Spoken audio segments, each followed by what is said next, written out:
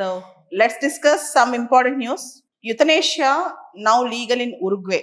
Uruguay Senate passed a law decriminalizing euthanasia. Uruguay is a South American nation, and there are very few South American nations where seriously sick patients or ill patients can legally take the step to end their lives. This step makes Uruguay the first country in predominantly Catholic Latin America to allow euthanasia via law. Colombia and Ecuador have decriminalized the practice through Supreme Court decisions. See, euthanasia means mercy killing. If a person is terminally ill, if a person is completely sick, he can give a will, or he can ask the doctors to take away his life by giving a lethal injection or something else. But here, Uruguay being a Catholic country, it's very difficult to get such a law. In spite of that, Uruguay's Senate passed a law allowing euthanasia. Earlier in Latin American countries, Colombia and Ecuador also similar conditions, similar practices, but they were allowed through Supreme Court decisions, not through law. But this is the first time in a Catholic country where they got this law. That is, Uruguay is allowing now euthanasia. So, a very interesting thing in a Catholic country. Coming back, India European Union FTA talks at an advanced stage, likely to be concluded by the end of 2025. India remains hopeful of concluding negotiations for a FTA, free trade agreement with European Union. Actually, this free trade agreement with European Union is a big discussion between India and European Union from last 15-20 years. In fact, I can tell you this question was asked in films long back. What is BTIA? Broad-based Trade and Investment Agreement or Bilateral Trade and Investment Agreement. BTIA is being discussed between India and European Union. This question was asked long back in films. Talks between India and European Union to clinch a FTA are at an advanced stage. A team of Indian officials are currently in Brussels to continue talks on rules of origin with respect to India-EU FTA. Next important news, 6.7 magnitude earthquake jolts Indonesia, Papua province. 6.7 magnitude earthquake jolts Indonesia, Papua province. So, have you observed there are volcano eruptions, earthquakes, and other calamities in Indonesia? An earthquake of magnitude 6.7 struck Papua province in Indonesia. The US Geological Survey said the quake was at a depth of 70 kilometers. The epicenter of the quake, which struck around in the afternoon yesterday in Indonesia, was about 200 kilometers from Jayapura. So this is a big thing.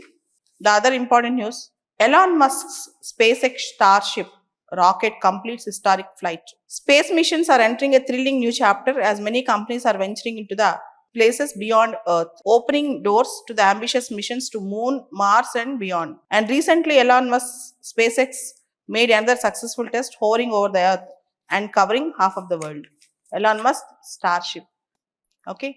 US President Donald Trump to meet Putin in Hungary to end Russia-Ukraine war. American President Donald Trump announced that he will meet Russian President Putin in Budapest, Hungary, after what he described as a very productive phone conversation between both the leaders, that is Trump and Putin. The planned talks will precede Trump's upcoming meeting with Ukrainian President Zelensky at White House, where discussions will center on arms and efforts to resolve the ongoing conflict. So this is the other news that is coming up. And next important news, as we have seen, Gen Z protest in Madagascar. Now, in Madagascar, the president flew away from Madagascar, and there was a military rule that has started in Madagascar. Madagascar is one of the poor countries in Africa. Almost 3/4 of the Madagascar population are in poverty, are under BPL, and African Union also suspended Madagascar from its membership. So it's a big thing. Let's see how Madagascar will now fare up with the military rule. Next important news, Peru. Similar protest started in Peru. Peru president refuses to resign after Gen Z protest leaves at least 1 dead, 100 injured in Peru.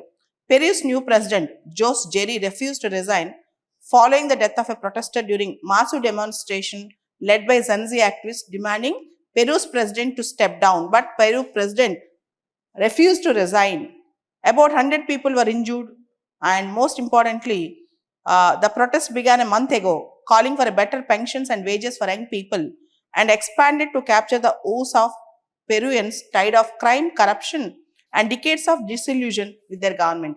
Crime, corruption, and they want better pensions and wages for the youth.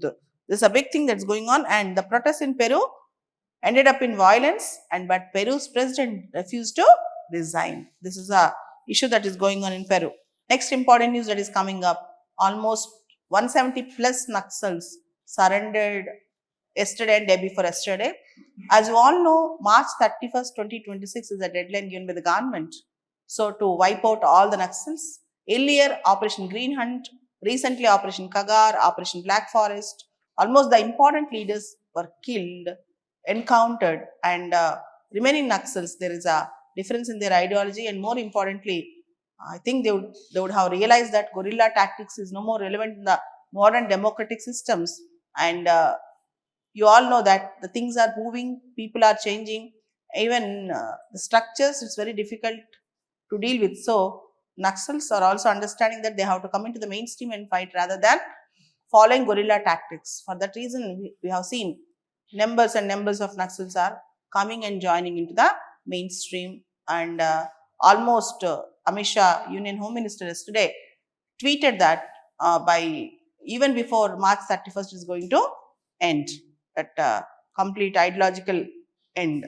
So, as you all know, Naxalism is an ideology which was born in West Bengal through Naxalbari movement, and from last 60 years it is surviving, and we have seen Red Corridor where the operation of Naxal ideology. But now if you see in Chhattisgarh itself, in Chhattisgarh, Maharashtra, which are the hotspots of this Naxal movement, now the Naxalites, the Maoists are surrendering before the government, particularly Malloji Venugopal, the top leader, also surrendered yesterday before Maharashtra CM Fadnavis. So this is a big news that is coming up with respect to Naxals.